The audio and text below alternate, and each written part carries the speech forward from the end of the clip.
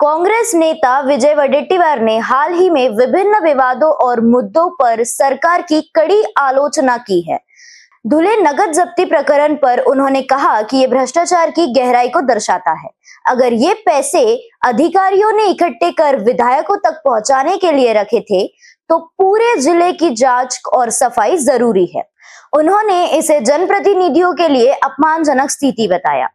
मैंने एकूणच राज्यात भ्रष्टाचाराला प्रचंड ऊत आला आहे हे या ठिकाणी विशेष करून नमूद करावं लागेल। अधिकाऱ्यांनी हे पैसे गोळा करून जर आमदाराला देण्यासाठी पैसे गोळा केले असतील असा जर आरोप होत असेल तर मला वाटतं की पूर्णतः त्या जिल्ह्याची साफसफाई करण्याची आवश्यकता सुद्धा आहे। आणि राहिला प्रश्न ही आमदारांना गोळा यापूर्वी परवाच्या दिवशी मला वाटतं सोमवारला माननीय राज्याच्या मुख्यमंत्र्यांनी या विधिमंडळ समित्यांच्या सगळ्या उद्घाटनाचा कार्यक्रम होता त्यावेळेस त्यांनी स्पष्ट सूचना सगळ्या समितीला आणि सदस्यांना दिली होती।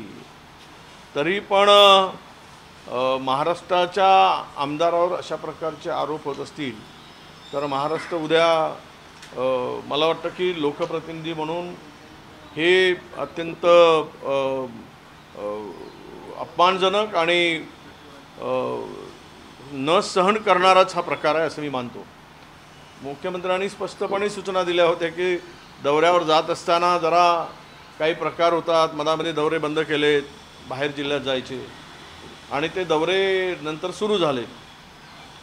तर मी मुख्यमंत्री किंवा आमच्या विधिमंडळाच्या आमच्या विधानसभेच्या अध्यक्षांना आणि विधान परिषदेच्या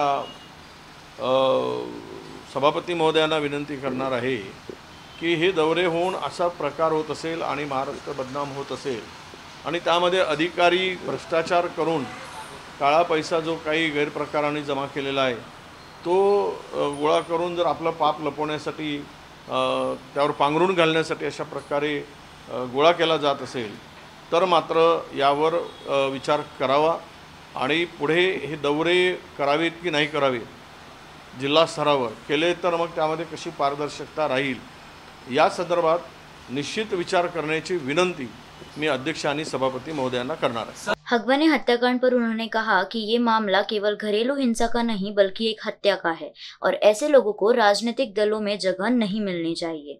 उन्होंने हुंडा विरोधी कानूनों को और सख्त करने की मांग की। अशा पद्धतीने हुंड्यासाठी त्या बिचारी 9 महिन्याचा बाळ असलेल्या सुनेचा खून करावा ही खूनच आहे। ती आत्महत्या नसून तो खूनच आहे आणि ते हुंड्यासाठी 2 कोटी रुपयाच्या हुंड्यासाठी केल्याचा तो छळ होता। छळातून ती सुसाईड केली। हे प्रकार थांबवण्याची आवश्यकता आहे आणि मला वाटतं की राजकीय पक्षाची मंडळी अशा पद्धतीने जर वागत असतील तर महाराष्ट्रामध्ये हुंडा संपला काय? हुंडा बळीच, कारण इतर राज्यामध्ये हुंडा किंवा हुंडाबळी होते घटना कमी झाल्या पण महाराष्ट्रामध्ये हा प्रकार अजून आहे, तो जिवंत आहे।